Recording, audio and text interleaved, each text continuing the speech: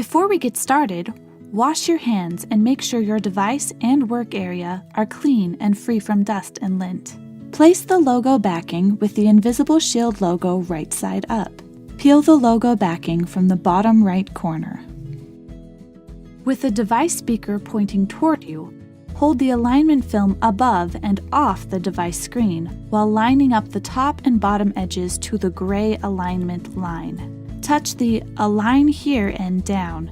Place the squeegee on the device speaker area. Slide the squeegee following the Squeegee This Direction arrows. If the alignment looks good, squeegee several times firmly across the face of the display to smooth out any remaining bubbles. Next, use your thumbs to adhere the InvisibleShield to the curved edges of your device.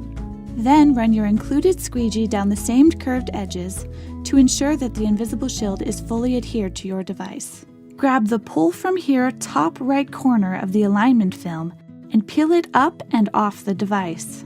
Your GS6 Edge screen is now ready to go. If your InvisibleShield is misaligned, simply peel back and realign.